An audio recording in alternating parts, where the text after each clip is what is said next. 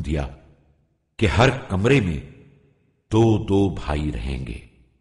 اس بار بھی بنیامین تنہا رہ گئے تو یوسف علیہ السلام نے انہیں اپنے کمرے میں جگہ دی۔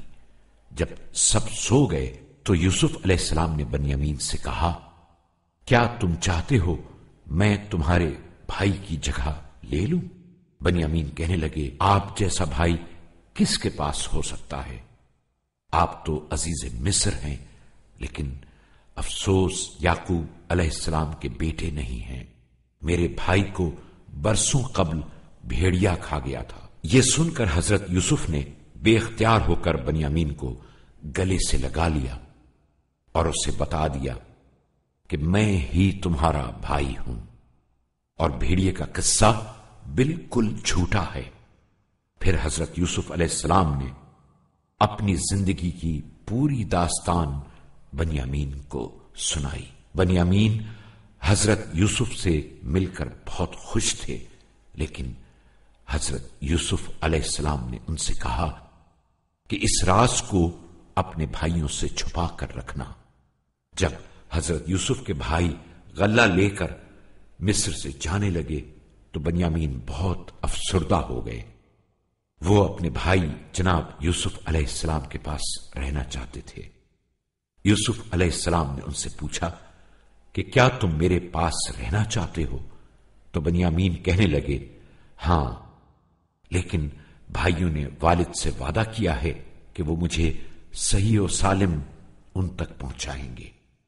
حضرت یوسف علیہ السلام نے فرمایا کہ میں ایک ایسی ترکیب سے کام لوں گا کہ وہ تمہیں میرے پاس چھوڑنے پر مجبور ہو جائیں گے۔ چنانچہ حضرت یوسف علیہ السلام نے اپنے ماتحتوں کو حکم دیا کہ گندم تولنے والا سونے کا برتن بنیامین کے سامان میں رکھ دیں۔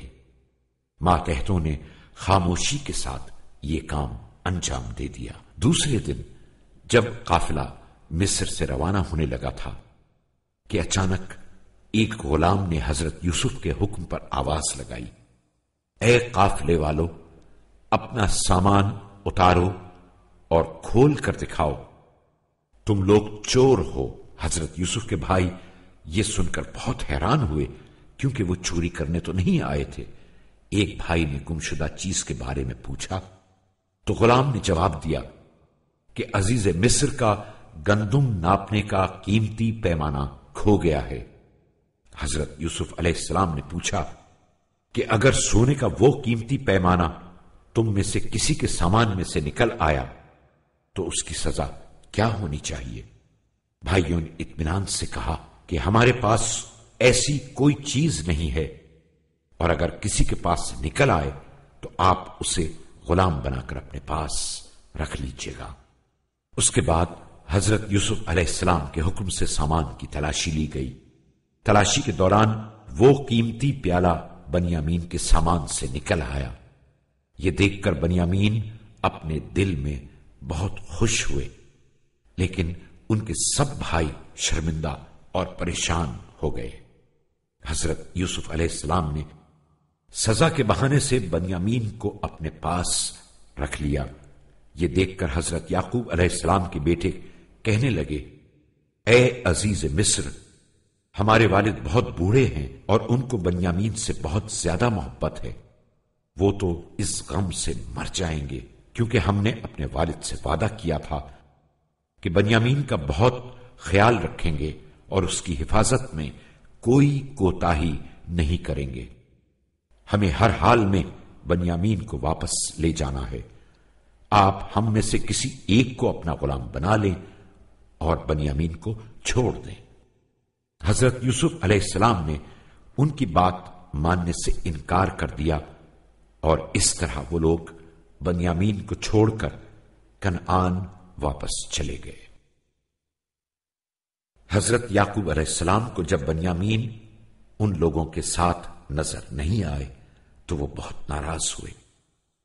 بیٹوں نے ساری بات اپنے والد کو بتائی، لیکن حضرت یعقوب علیہ السلام نے بیٹوں سے کہا، اگر تم لوگ میرا غم کم کرنا چاہتے ہو تو سامان سفر باندھو اور اپنے بھائی کا پتہ لگاؤ، اور خدا کی رحمت سے نا امید نہ ہونا، کیونکہ کافروں کے علاوہ اور کوئی اللہ کی رحمت سے نا امید نہیں ہوتا۔ یہ سن کر وہ لوگ ایک بار پھر حضرت یوسف علیہ السلام کے پاس پہنچ گئے۔ حضرت یوسف علیہ السلام نے اپنے بھائیوں کو ملاقات کی اجازت دی تو وہ کہنے لگے، اے عزیز، ہمارا خاندان آج کل بہت مشکلات میں ہے، ہم اپنا حقیر سامان تمہارے لیے لائے ہیں، ہم کو صدقہ دو کہ خدا بخشنے والوں کو اجر دیتا ہے۔ پھر انہوں نے ایک خط نکال کر حضرت یوسف علیہ السلام کو دے دیا۔ یہ خط حضرت یعقوب علیہ السلام نے عزیز مصر کے نام لکھا تھا۔ حضرت یوسف علیہ السلام نے خط کو عقیدت سے بوسہ دیا اور اپنی آنکھوں سے لگا کر رونے لگے۔ ان کے بھائی یہ دیکھ کر بہت حیران ہوئے۔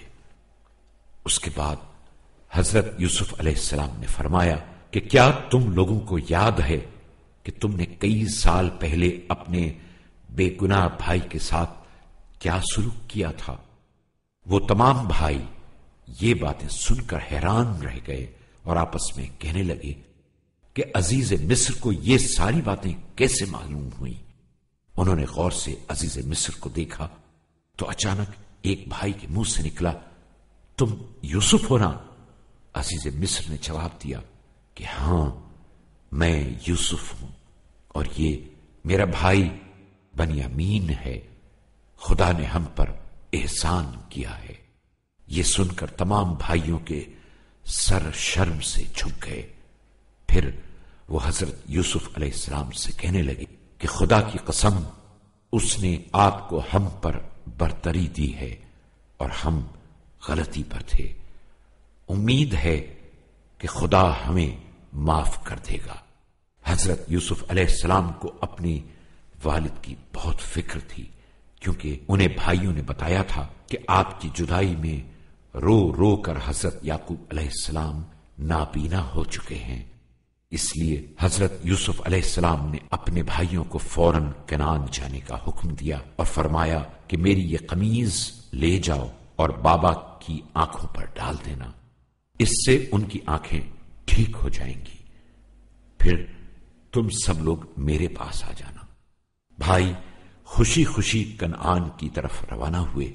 قافلہ ابھی راستے میں ہی تھا کہ اچانک حضرت یعقوب علیہ السلام کے پوتے پوتیوں نے دیکھا کہ حضرت یعقوب علیہ السلام کے چہرے کا رنگ بدل رہا ہے اور آپ بہت خوش نظر آ رہے ہیں۔ کچھ دیر بعد حضرت یعقوب علیہ السلام نے بتا دیا کہ میں یوسف کی خوشبو سونگھ رہا ہوں، لیکن کسی کو ان کی بات پر یقین نہیں آیا۔ جب حضرت یعقوب علیہ السلام کے بیٹے خوشی خوشی گھر میں داخل ہوئے تو سب سے پہلے والد کے پاس پہنچ کر یوسف علیہ السلام کی قمیض حضرت یعقوب علیہ السلام کے چہرے پر ڈال دی، جس سے انہیں سب کچھ نظر آنے لگا۔ اس عظیم معجزے پر سب ہی بہت خوش تھے۔ حضرت یعقوب علیہ السلام کہنے لگے، کیا میں تم سے نہیں کہتا تھا کہ خدا کے لطف سے جو کچھ میں جانتا ہوں وہ تم نہیں جانتے؟ بھائیوں نے یہ سن کر اپنے سر جھکا لیے، پھر کہنے لگے، بابا جان، آپ ہمارے گناہوں پر خدا سے ہمارے لیے استغفار کریں، کیونکہ ہم غلطی پر تھے۔ حضرت یعقوب علیہ السلام نے وعدہ کیا کہ وہ اللہ تعالی سے ان کے لیے مغفرت طلب کریں گے۔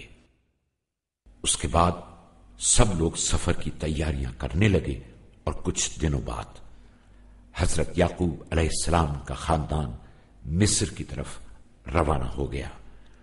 جب حضرت یوسف علیہ السلام کو ان لوگوں کے آنے کی اطلاع ملی تو وہ خوشی خوشی استقبال کے لیے پہنچے۔ جیسے ہی انہوں نے اپنے والد حضرت یعقوب علیہ السلام اور دوسرے گھر والوں کو دیکھا تو ان کی آنکھوں سے آنسو جاری ہو گئے۔ بابا سے گلے مل کر وہ برسوں کی جدائی پر خوب روئے۔ پھر یوسف علیہ السلام نے فرمایا، اب آپ لوگ یہیں میرے ساتھ رہیں گے۔